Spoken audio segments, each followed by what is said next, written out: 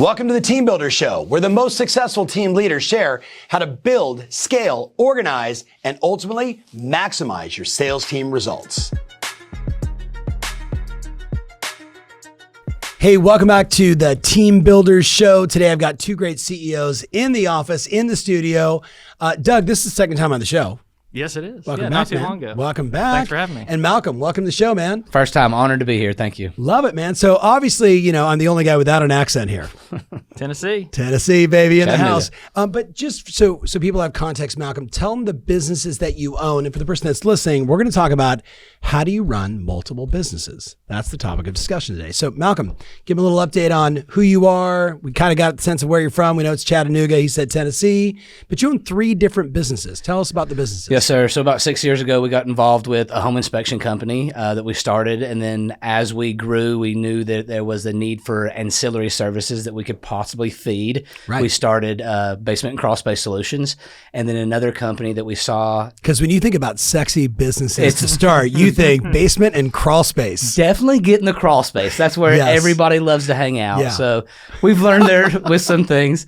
And then we also have Elevate Home Staging and Design that's a complementary to real estate as well. So we were talking off camera about sort of the flywheel. So clearly one of those businesses spits off other ancillary services, which is obviously like for everybody watching, like you want to have, what's that one business that could feed all the other businesses that makes the whole thing spin? Which one's the one that feeds the flywheel? Sure. So Chattanooga Home Inspector is probably the core. Yeah. We learned that it does feed business to the basement company. Right. Maybe not always the exact leads we're looking for. Sure. But it's really the relationships we have with other agents like Doug and others that can feed good leads to that. Then we've learned how to get public leads as well. Sure. And with the staging company also, it's the relationships that create that flywheel. 1000%. Staging in the classic sense of, empty home or old property. We need to stage it to get it show ready, right? For like Doug or someone on Doug's team. Yep. And design and Airbnb is a big thing in our area. Sure. So we do that kind of whole platform as well. Love it. So, and again, how many full-time employees between all the businesses? About 40, 45. All right. So we're going to talk management methodology. How do you manage multiple businesses? That's multiple P&Ls. That's multiple taxes, multiple leadership, multiple amounts of stress. Yes. All right. If you're only listening, you would have heard the, Doug, what about yourself? Give them a little update on what are the businesses that you own today? Yep. So we've got the real estate brokerage, Berkshire Hathaway, J. Douglas Properties, and then we have the Edrington team, which is really like running 2 separate businesses. 100%. It really is, because we've got the brokerage operational with some other teams in the brokerage as well. Yep. And then I've got a JV 50-50 with a title company, and so we've got North Shore Title and Escrow, and working on some other stuff in the pipeline. Nice. But those are the 2 predominant, and then Malcolm's being humble over here too. But we both started to put together a pretty healthy rental portfolio too. Nice. He's bigger in the Airbnb stuff. I haven't touched it. How many Airbnbs? We've probably got 7 Airbnbs, Okay. probably 20-something properties other than that. Nice. Congratulations. Thank you. Yeah. And where are you at now? 18 doors. So Yeah. 18 doors plus the we got our office, which is 2 large buildings side by side, and then we actually bought another commercial building in a little small town outside of Chattanooga recently. So congratulations. playing with it. Yeah. All right. So really when we start talking about management methodology and how do you manage, it's multiple P&Ls, but it's managing lots of different people, right? Doing different tasks, right? And then what's required and all that. So we're going to get into all that stuff and more. So title company, real estate team, plus the real estate brokerage, plus the rental properties. I'd call that 4 different businesses. Yeah. Right? Yeah, absolutely. So let's just start with an easy question. Easy, but challenging. Ready? Is what's your management methodology? So, one of the things that I think I learned from you a long time ago is, passing on, what you're good at. If you can transfer that skill, you're going to be better, right? And so operation replace Doug, as Right. we've all heard before. Yep. So it's What really does that mean for the person that's listening? Has no idea. They're like, what do you mean operation replace Doug? Like, well, are you leaving? Yes, always leaving something, right? Always leaving something. So one of the things that I've really enjoyed is my my inability to stay in the same place for a period of time. We get bored easily as entrepreneurs, as artists, Right. And so I've learned that that I want to actually be able to learn a new skill and pass it on to the next person. So, just most recently, since I started working with you, we just hired a recruiter. Yeah. And that is something that has been on my shoulders from the recruiting standpoint. And, the bandwidth doesn't allow me to do it well if I'm trying to do it all together. So it's like you can only serve so many masters well, right? And generally it should be one. And Malcolm, when you hear that, what goes through your mind? Really same almost mindset about finding the people and then lifting them up. So you talk about the flywheel with home inspections. Yep. The majority, actually all of our other businesses are ran by and have given ownership or bought ownership from people in that company. Nice. So our goal is to figure out how to do the marketing, figure out how to make it profitable, figure out how to pay the person to do it. And then if it takes giving them ownership, that's what we should do. That way we can dial back a little bit, focus on something else, and then we create a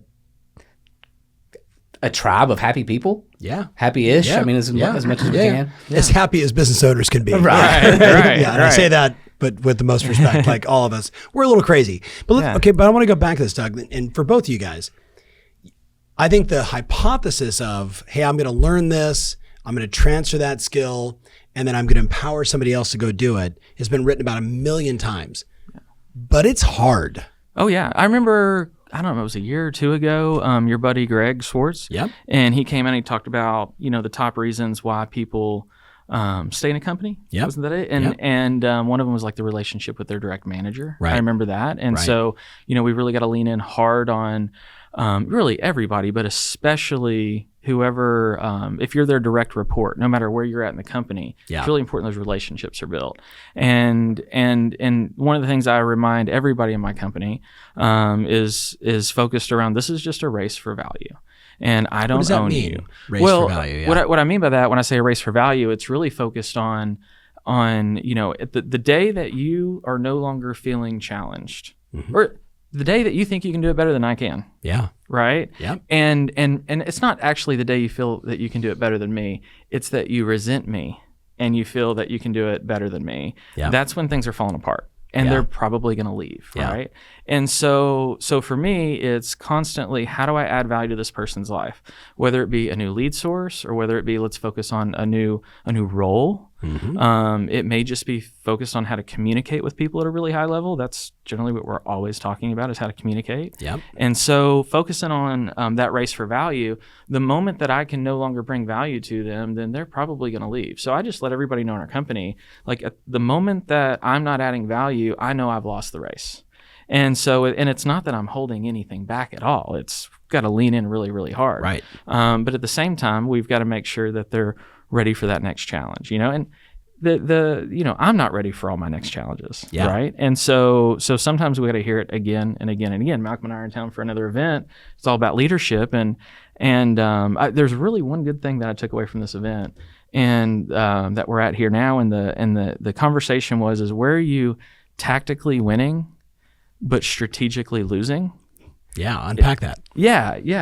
That's it. Jump in. Yeah, it's just where you get a win today where it's maybe profits in the bank or you make a good hire, but is that hire actually going to be detrimental to your team? As a leader, are you focusing on their whole strategic mission and not just that win today? Yeah. I'll give you the most perfect example for real estate teams, that because not everybody should get out of production, right? Yep. But a team leader who is selling 100 houses a year and they're crushing it and they're the best at the listing presentations, they're best at it's 70% of their net profit. Right.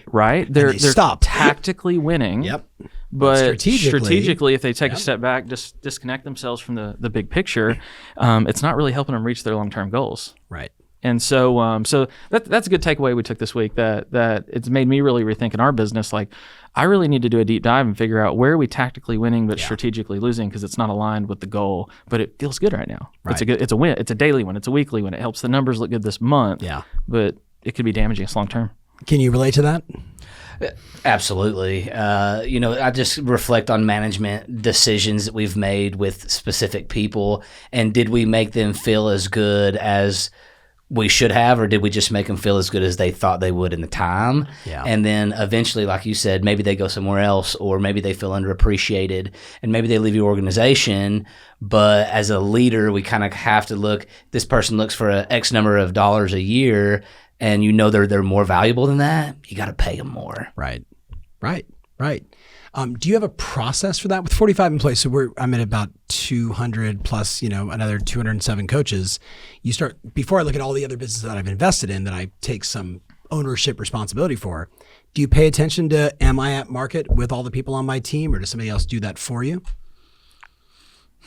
Well, we all have learning experiences in business. So I'd love for you to explain, your process a little better for us, and maybe, For us is having our HR team constantly sort of sweeping, whether it's Indeed or PayScale or there's all these different sites that are out there that say, a person doing this role in this city, in this town, low, medium, high. Right. You know what I mean? Low, medium, high is where the variable comes into play.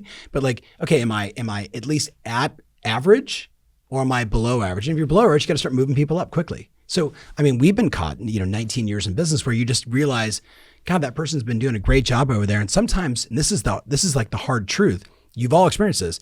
You've got this person over there, they're doing great, but they haven't gotten a review in a while. Nobody's given them any feedback.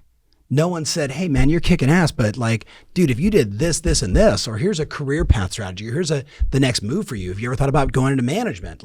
And that's where we find ourselves falling short at times, especially when you're expanding your organization. You got to constantly be thinking. The other day, the greatest thing ever, the president of my company just came in and said, yeah, we had 25 people in the junior management training at the Orange County office recently. And I'm like, that's awesome. Some of them are already in management and they wanted a refresher, and other people want to get into management. So you also see who's raising their hand saying, I'm looking for more. Does that make sense? Yeah, absolutely.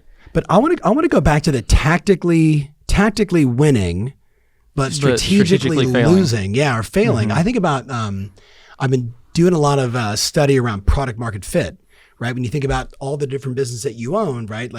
If you go back to Edrington, who's probably one of the most famous at this, would say, you have product market fit in your business when there's so much cash coming in. There's so much demand for your business that you can't hire salespeople and customer service people and engineers fast enough. Your product's just flying off the shelf.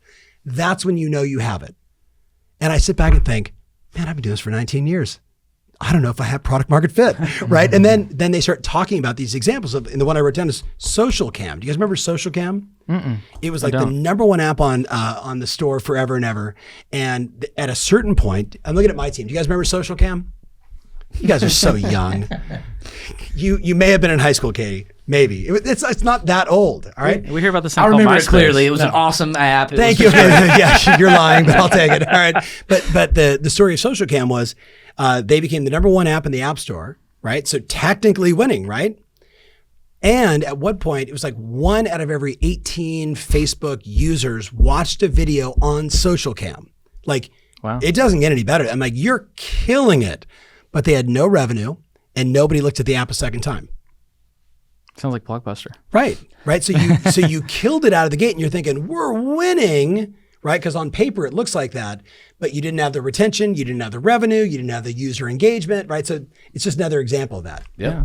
I even think on a small level, tactically winning, there's sometimes you have an employee that you just love them and they're great. Right. And the tactical win is I have someone that we love, the company loves, and they get the job done. But then strategically, that person isn't necessarily moving the needle and helping grow the company. And so it could be on an individual level. It could be from, like I said, the team lead situation where you just think the month looks good, but it's not helping the 20-year goal. Right.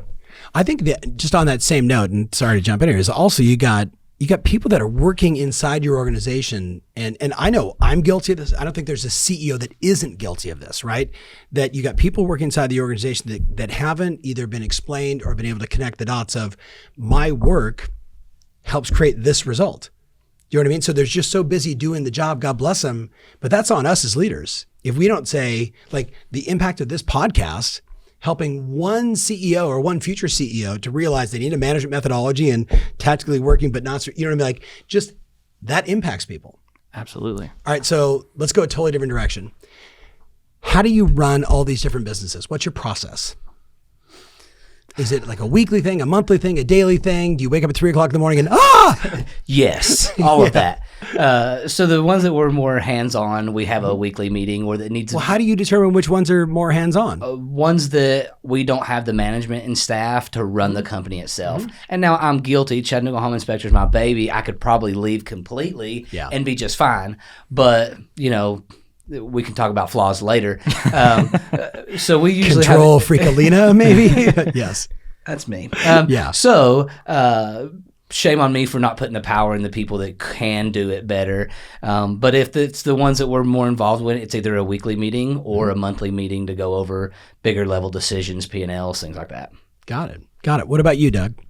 It's definitely staying in your lane of what you're good at and then trusting the others around you, right? So one of the easiest slam dunks for me has been title because there's an operational partner. Right.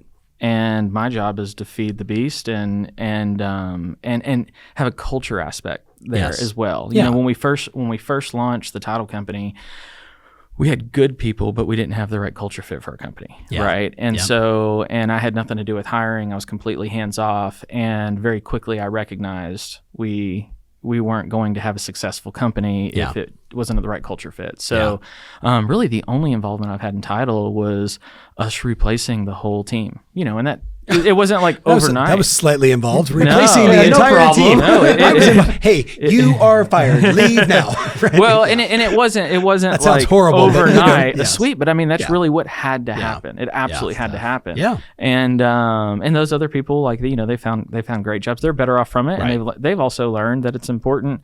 It's equally as important that because they weren't happy either. Right. Culture. If you're not if you're not enjoying the people you're around, it's not a good fit. So that was year one. We just crossed the 4th year with that title company, and so it's doing amazing. It's doing amazing. Within the real estate side of things, I've got a director of operations that manages all of our staff. That's the area that I try to stay out of the most. Yeah. Because but it's not my passion.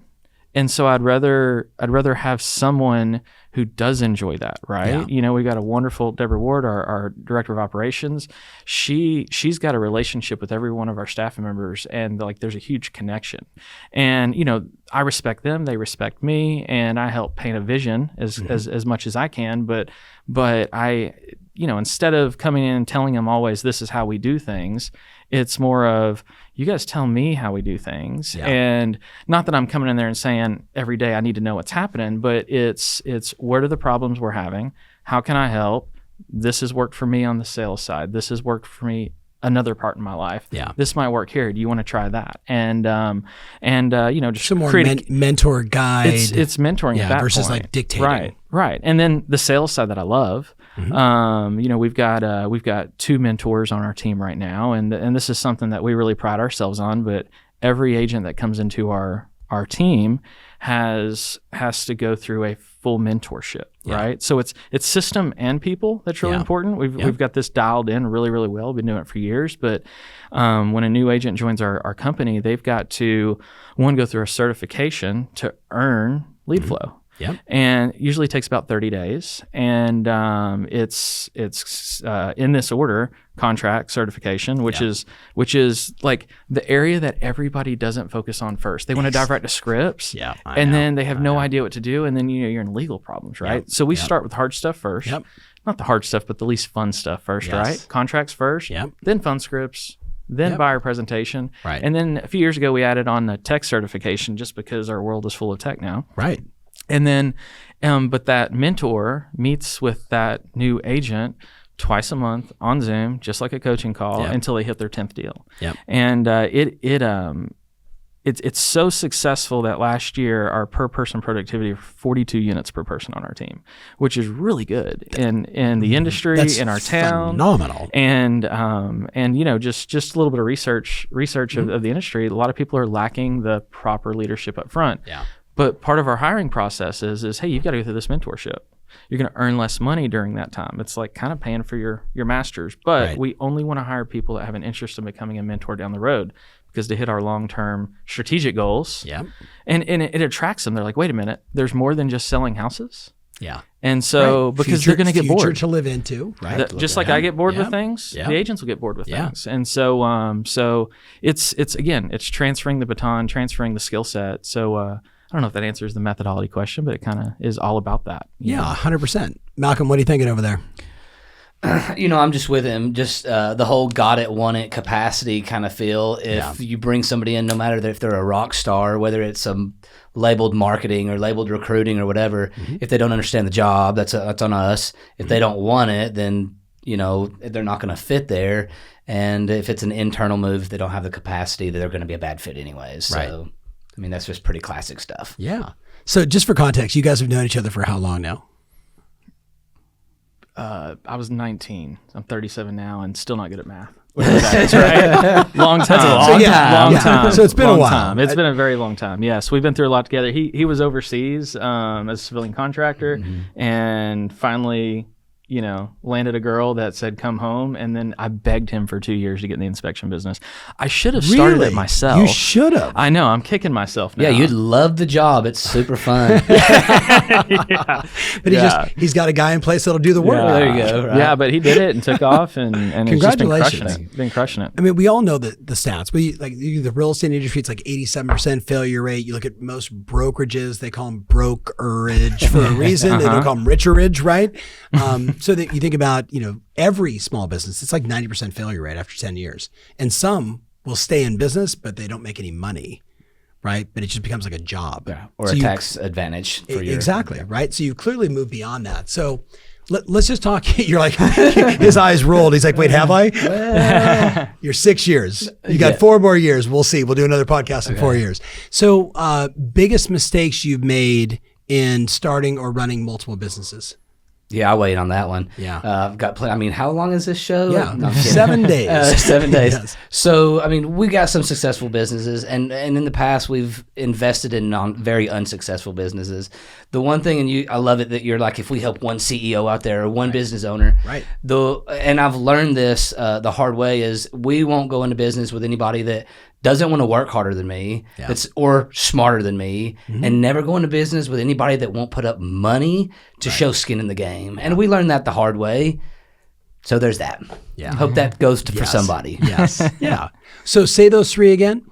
So I either Match me on work ethic. beat me on work ethic or be smarter than me. Yeah. And And that could be like just more experience in the industry, in the business, Yes. crawl Or the spaces, field. and, You right? name The it. field, right? Yes. Yeah. Or I mean, I'll And- ask this guy, I'll be like, hey, what's up with this basement? And he's like, I don't know. They know how to do that. yes. Right. Yes. Right. And the third would be they have to put money. They have to put skin in the game. Yeah. It can't be a you're going to work hard, I'm going to put up the money kind of thing. Yeah. It just doesn't work. Yeah. Love it. Doug, same question. What was the question again? Biggest mistakes Biggest starting mistakes. multiple different businesses like this. So I've only made this mistake once, and we have. I don't want to. Yeah, I mean, if you look at it from a theoretical standpoint, it's a mistake. Mistakes are the greatest lessons. Not having a proper exit plan when you start something new. Come on. Yeah. Yeah.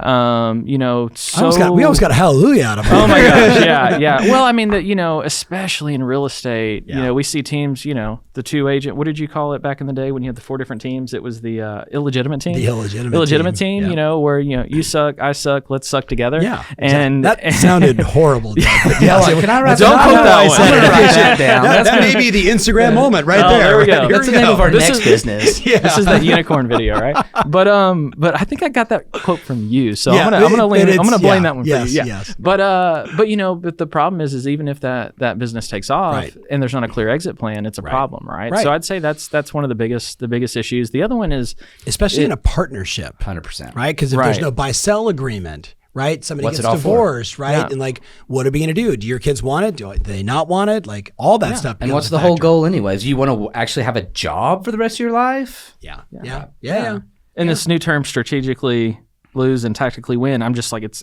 I just had a light bulb go off in my head. It's you find when you're starting out and you're smaller, you tend to just think about that first year of like succeeding. So you'll hire someone and you'll set up a comp plan that's based on year 1 or year 2, Right. not year 5 or 10. Yep. And so what you tend to do sometimes is you'll overpay people based on like deals. I hear people talk, I pay my TC, $500 a transaction. $500 transaction. $600, $1,000. Well, whatever it is, yeah. well, what happens when you need another one? Are you taking? I remember the mortgage They won't see company. that. No, the mortgage company years ago that we used to do business with, they had a processor who was absolutely amazing. Now she's amazing for us. She works for a title company. Yeah. So we stole her years later. But she, I remember when the volume was getting so large in that mortgage company that they had to bring another processor in. And that was really painful for her because she was solely paid per deal. Right. And then bringing that other person in greatly impacted her income. Yes. And so not making long-term decisions around comp plans when you bring people in, especially on fixed deals. per transaction or something of that nature. But gosh, there's so many mistakes we make, but we learn from them all. And I think it was back in November when you challenged me with the 20-year letter. Yep. And you challenged everybody 2 years ago or so, but like you did it again to me individually, and that made me really take a step back and think like, how many things am I doing to fix this year, but it's really going to have an unintended consequence in the years to follow. Bingo. And so just really, I ask myself all the time, like, what are the unintended consequences that come from this decision I'm about to make? Usually around scaling. Like, how's this going to work when we're bigger? Every good CEO has to be able to see around the corner. I'm making this decision, but what's going to happen over there? Right? Absolutely. It's hard. It's like J. Abraham 101. He's like, good decision today. What happens in 5 years? To the example of, I'm going to pay you X dollars per transaction. Well, that's great until you're suddenly scaled so much that you need to bring in that other person. And now that person's four more. Or 4 more or 10 more. God bless you because you're growing, right? And that great. Except that person's now really disappointed. Unless you said, we're going to do this and here's how it's going to work. And then we're going to put 3, 4 people under you and you're going to run that entire division. Right? Something along those lines. Yep. Yeah. All right. So lots of good lessons, guys. We try and keep this at 20 minutes. I have no idea how long we're going. I'm guessing.